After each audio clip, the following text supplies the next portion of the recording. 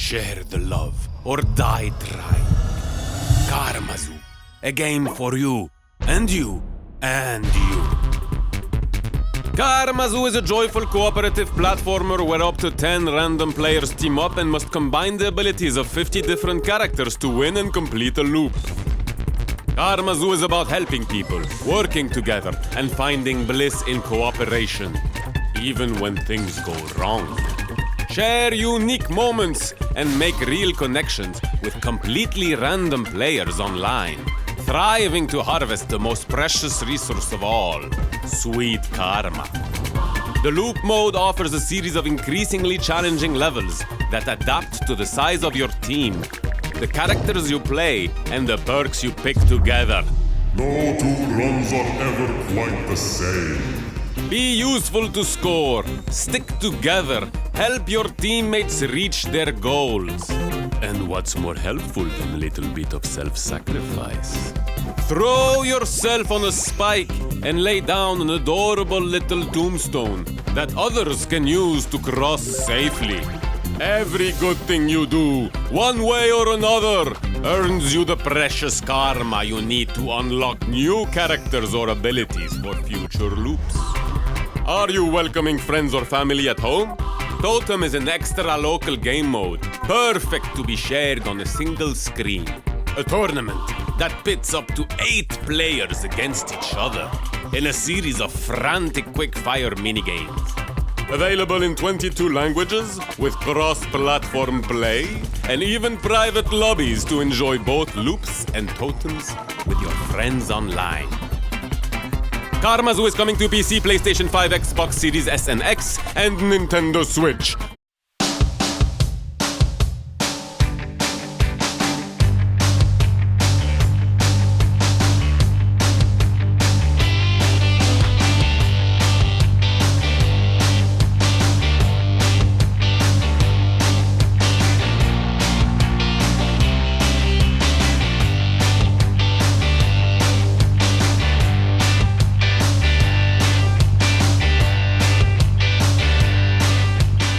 Matchmaking, like 10 players who don't know each other and will have to do something together because they need each other.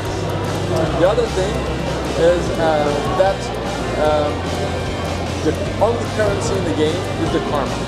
And what is the karma? Is something you earn when you help others. For example, how can I earn karma? Simple, there is a door, there is a button like in Zelda. I push the button, the door opens. I release the button, the door closes. We are 2, I push the button, the other goes through the door, there is another, and when he crosses the door, it says thank you, and I got karma. He pushes the button, I go through the door, I say thank you, and he got karma. Simple. Other situation, you arrive in a dark room, towards the flame, there is a fire pit, the flame knows how to light the fire pit, gives light to everybody in the room says thank you automatically, you don't have to do anything. Other situation, there are spikes, and when you die in the spikes, when you jump in the spikes you die, but when you die you to the tomb where you died, and the tomb is a platform, so everybody jumping on the tomb will say thank you, so you will end up running to be the first guy in the spikes, to be the tomb, because everybody will give you karma jumping on the tomb. Fighting is to be the nicest guy. Exactly. So you will want to be the nicest guy. There will be a rush to be the nicest. Characters have an aura around them. You're in the main level, in the main game, in the loop. You're in the dark, the levels are in the dark, and you're lighting the level with your character, with the aura. And all the auras connect to each other like blobs. And when you have 10 players, you have 10 blobs connected to each other, and it's all fine. But as soon as you disconnect from the blob, and you become alone with the aura, your aura starts to deplete, and after a while, it pops, and you become a soul. When you're a soul, you cannot earn karma until the end of the level. So you have to wait until the end of the level. You're not really waiting because you're floating around, you can discover things, you can shout, you can show things to players, but you cannot farm karma. So the only thing that could be bad for you is not dying in the spikes, it's becoming a soul. So you have to stay connected, and that's one of the mechanics of the game, is stay together with others. The karma you earn for yourself by helping others, but if you reach the end of the deep dive, the karma tree, you will share all the karma you earned, and everybody will share the karma, and you will benefit of all the karma of everybody. So there's a big interest of finishing the deep dive together, because that's the moment where everybody shares the karma, and you will end up with 10 times the karma you would have if you had just finished before, earning karma just for yourself. If you don't reach the end for some reason, either because there is also a bad wind of sand that starts after a few minutes in the level, and if you are too slow during the level, you will be wiped out. So there's also another way of being game over, is being, or either everybody dies, everybody is a soul. If everybody is a soul, it's game over, or you've been too slow and there will be this wind of sand wiping you away. That the only way, the game over is also something common for the group. There is no game over for me, provided that one person finishes the level, we can keep on playing. Okay. This is the main game. You're playing the deep dives, you get karma, you get back to the sanctuary. With the karma you have earned, you can unlock new characters. And then you can play with another character. You start with the blob. The blob can just do simple platforming, and after a while you can afford to buy one of the start characters, a little bit like in Pokemon. First characters, they are selfish characters, they are good platformers, they are fast, they can play platforming well, but they are not good for farming karma, because they're not good helpers. What you realize after a few games is that earning karma is the main goal of the game, so you will want to unlock characters that are better helpers, but usually better helpers are not so good platformers. So for example, you will unlock the spring. The spring will propel his friends into the air, allowing them to reach higher platforms, to overcome obstacles. So every time you propel a character into the air, you will get karma. Super cool. You're super grinder of karma. But platforming is harder because you are heavier, you're bigger, and you will have to find a way to manage to reach the end of the end of the level. So the more high level the character will be, the high tier characters will be helpless mainly, until you reach the enlightenment. The enlightenment is the Sherpa. When you unlock the Sherpa, it's tens of hours of gameplay before you become the Sherpa. And the Sherpa has reached enlightenment. He doesn't have to do platforming. He just flies upon the levels and casts spells to help others. So he's some kind of god that makes the world better. He can light dark rooms. He can stop time. He can freeze some missile speeders to make your life easier. And each and every time he helps the group, he gets karma. And he's the ultimate karma farmer, is one of these Sherpas, and there are 4 of them. And once you have unlocked one Sherpa, you will farm more karma, being able to unlock all the Sherpas and then reach the end game. It's up to 10 players, but you can just play with 2 players or 3 or 4, depends. So you just launch the game, you enter a room and there will be players there, and as soon as there are at least 2 players, the door opens, and you can either wait for other players to join you and start the game when you're 10, or decide to go just the 2 of you. So it's 2 players minimum for each level. Will there be levels where you really need like 10 people or 5 people to...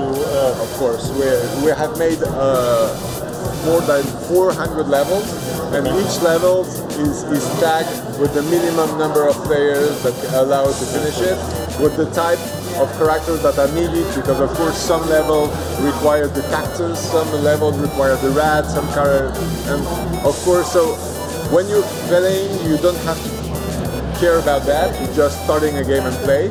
and we are choosing among all the levels, and depending on your skills and your experience in the games, there are easier levels, hard levels.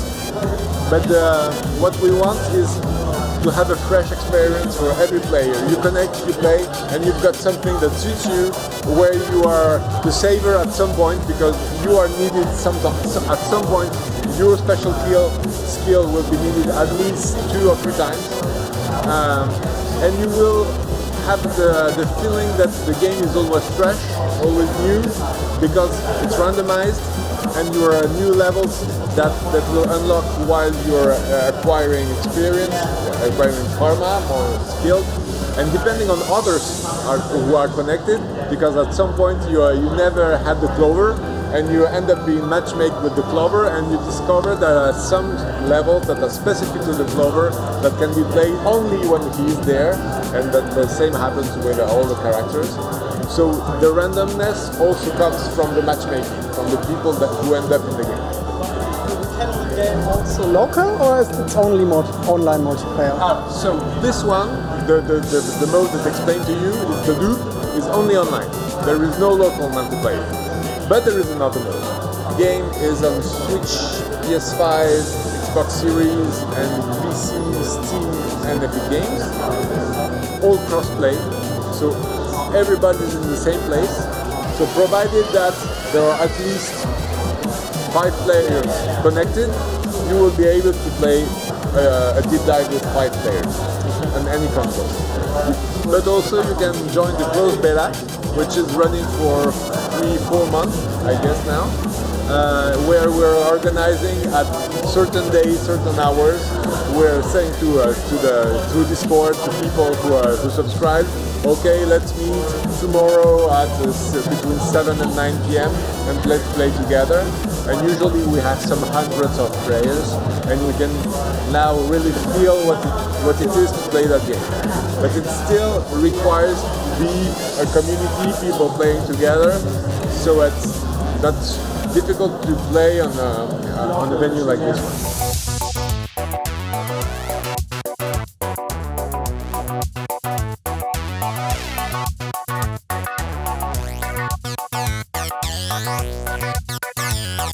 Hi, wir waren ja gerade beim Stand von Devolver Digital und haben uns das Spiel KarmaZoo angeguckt. Ja, man muss dazu jetzt sagen, es war jetzt erstmal nur viel, man hat uns erklärt, wie das Spiel so funktioniert. Anspielen generell konnten wir es nicht direkt, also schon die Steuerung und sonst was, aber es waren eigene Minispiele.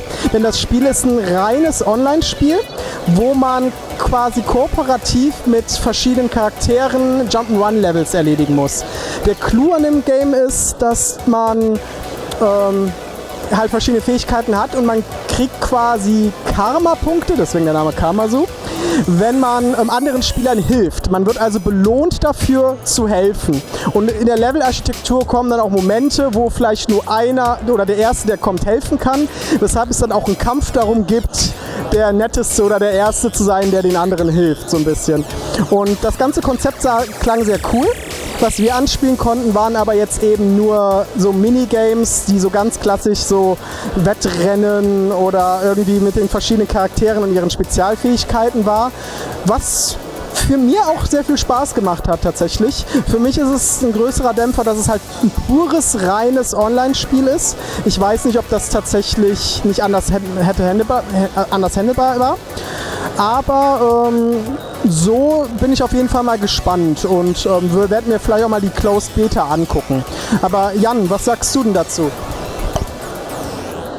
That's good.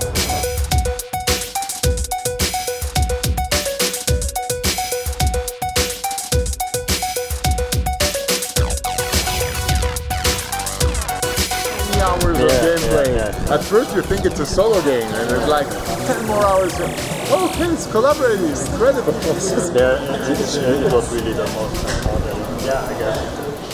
Yeah, I think it's the big thing. Bis gerade wusste ich nicht, dass Death Stranding ein kooperatives Spiel ist. Ich dachte wirklich, das wäre ein Solo-Game.